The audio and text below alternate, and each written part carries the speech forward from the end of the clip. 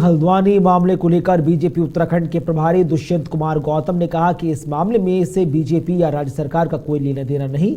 ये पूरा मामला कोर्ट के संज्ञान में है, विपक्ष इस पर राजनीति ना करे।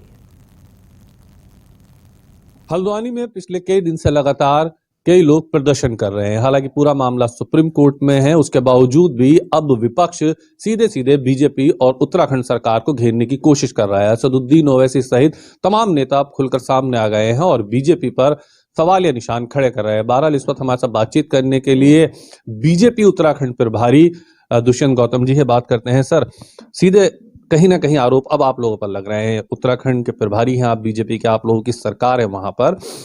असदुद्दीन ओवैसी कह रहे हैं कि मानवता के आधार पर वहां छोटे बच्चे हैं, पिछले कई सालों से वो लोग वहां रह रहे हैं और ये मसला इसलिए उठाया गया क्योंकि वहां माइनॉरिटीज रहते हैं, इसलिए इस मुद्दे को उठा करके अब कहीं ना कहीं बीजेपी अपनी राजनीतिक रोटियां सेकने की कोशिश कर रही है। मुझे लगता है ओबीसी की वकालत वाली डिग्री चेक करनी चाहिए कि उन्होंने वकालत की भी है नहीं की है, कहाँ से डिग्री ली है।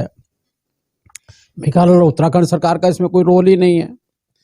कानून अपना, न्यायपालिका अपना काम कर रही है, कोर्ट से आदेश आए हैं, कोर्ट का पालन करना सरकार का काम होता है।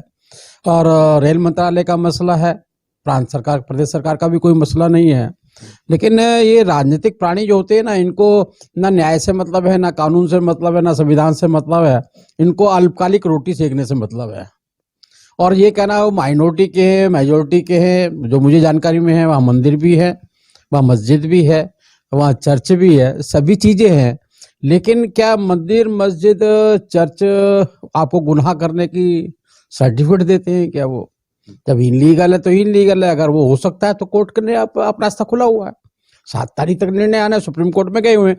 जो निर्णय होगा उसका पालन होगा।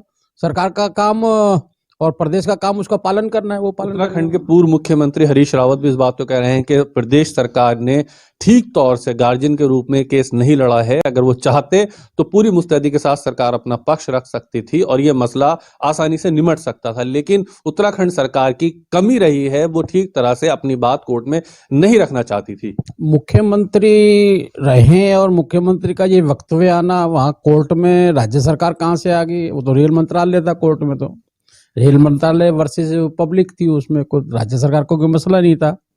लेकिन राजनीति करनी है, अपना पक्ष रखना है, अपने वोट बैंकों को पक्का करना है, चाहे वो झूठ बोलना पड़े। बाद में जाकर कोर्ट से भी माफी मांग लेंगे, इनका क्या जाएगा, माफी मांगने में क्या परेशानी है।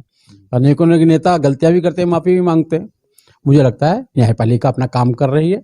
अगर इनको परेशानी, कोई तकलीफ हो, इतने ही उनके हितैषी हैं, तो शासन करने का बहुत बड़ा मौका मिला है, बहुत काल मिला है। इनको नहीं बसने देते, अच्छे मकान बनाते गरीबों के लिए। जहाँ आज प्रधानमंत्री, देश के प्रधानमंत्री देते अच्छे मकान बनाते गरीबों के लिए, जहाँ आज प्रधानमंत्री, देश के प्रधानमंत्री भी तो कर रहे हैं ना वो काम को, ये भी कर लेते। किसने मना किया था इनको?